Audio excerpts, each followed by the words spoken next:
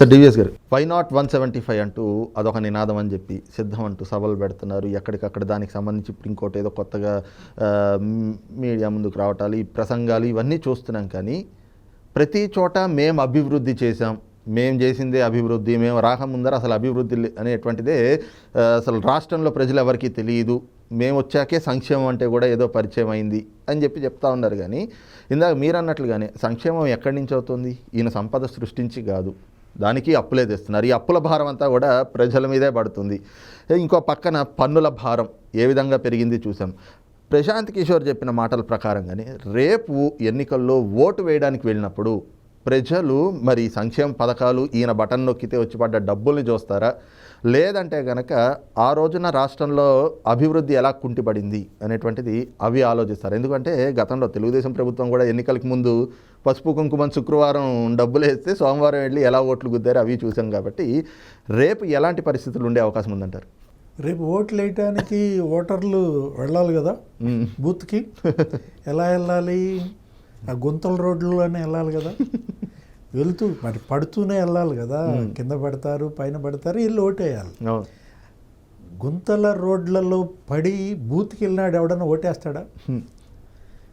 నీకు ఓట్లు ఎలా పడతాయి? ఒక పక్క ఏమో వాళ్ళు అనుభవిస్తున్నారు ఏది బాధలు, వాళ్ళ బాధలు గుర్తు చేసుకుంటారా, నువ్వు నొక్కే బటన్ గుర్తు చేసుకుంటారా?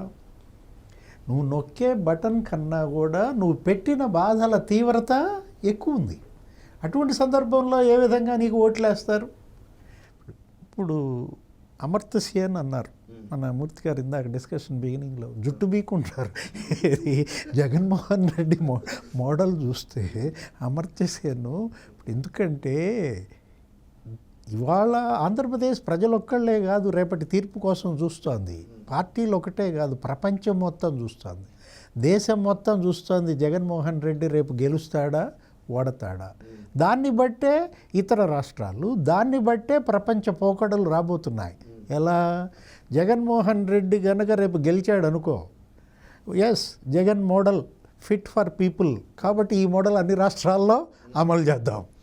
ఇంకా అభివృద్ధి ఉండదు, ఇక ఇన్ఫ్రాస్ట్రక్చర్ ఉండదు, ఎవ్వడు రోడ్లు లేడు, ఎవ్వడు ప్రాజెక్టులు కట్టరు, అందరూ బటన్ నొక్కడానికి సిద్ధం కట్టరు. అంతే కదా.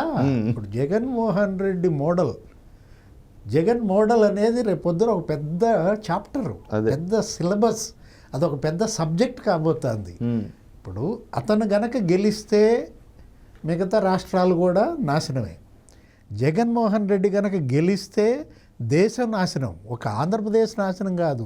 ఎందుకని రేపు రాబోయే కేంద్రంలో ప్రధానమంత్రి కూడా ఏంటి నాకెందుకు, అక్కడ జగన్దే నేను టేకప్ చేస్తానని చెప్పి శుభ్రంగా ప్రధానమంత్రి కూడా బటన్లే నొక్కుతాడు, అన్ని రాష్ట్రాల ముఖ్యమంత్రులు బటన్లే నొక్కుతాడు, ఎవడు రోడ్లేడు, ఎవడు ఇవి వేయడు. ప్రపంచం మొత్తం ఇవాళ జగన్ మోడల్నే అడాప్ట్ చేసుకుంటుందన్నమాట. రేపు గనక ఆంధ్రప్రదేశ్లో ప్రజలు మళ్ళా జగన్ని గెలిపిస్తే రైట్. ఏది చేసినా కూడా అంటే గెలిచినా ఓడిపోయినా జగన్మోహన్ రెడ్డి మాత్రం సచివాలయ భవనాలని ఏకంగా తాకట్టు పెట్టిన తొలి ముఖ్యమంత్రిగా, ఇంకా నయ్యం పంచభూతాలను తాకట్టు పెట్టిన ముఖ్యమంత్రి. ఏంటి పంచభూతాలు ఏంటో చెప్పు? భూమి, నీరు, నీళ్లు, ఆకాశం, గాలి, తాకట్టు పెట్టాడు. 5 పంచభూతాలని తాకట్టు పెట్టిన జగన్మోహన్ రెడ్డి అని కంక్లూడ్ చేయి. అంటే తాకట్టు ఎక్కడ ఉంది? చెట్లను నరికేస్తున్నాడు, చెట్లని ఇంకెక్కడ ఇది చేసేది, గాలి రావాలన్నా కూడా ఇది రావాలి కదా, అందుకే చెట్లను నరికేసి ఫ్యాన్లను పంచుతా ఉన్నాడేమో. ఇంకా అయితే ఇది చూస్తున్నాం కదా, ముఖ్యంగా ఏదైతే ఈ రోజున సచివాలయ భవనాలు తాకట్టు పెట్టేటువంటి పరిస్థితి అంటే అది జగన్మోహన్ రెడ్డి దివాలా కోరు పరిపాలనకి అద్దం పడుతున్నటువంటి పరిస్థితులుగా కనిపిస్తుంది. ఈ క్రమంలోనే ప్రశాంత్ కిషోర్ చేసినటువంటి వ్యాఖ్యలు మాత్రం రేపొద్దున్న ఆంధ్రప్రదేశ్లో జరగబోతున్నటువంటి అసెంబ్లీ ఎన్నికల్లో ప్రజా నాడి ఏ విధంగా ఉంది అనేటువంటిది కూడా స్పష్టం చేస్తున్నటువంటి పరిస్థితిగా కనిపిస్తుంది. ఈ క్రమంలోనే రేపు ఏదైతే ప్రశాంత్ కిషోర్ చెప్పినట్లుగా రేపు రానున్నటువంటి అసెంబ్లీ ఎన్నికల్లో Jaganmohan Reddy is going to lose big అనేటువంటిది ప్రస్తుతం తేట తెల్లమైపోయినటువంటి పరిస్థితిగా ఈ రోజున ఆంధ్రప్రదేశ్లో నెలకొన్నటువంటి ఈ పరిస్థితులను చూస్తే అర్థమవుతోంది అన్నటువంటి భావాన్ని కూడా సీనియర్ జర్నలిస్ట్ డివిఎస్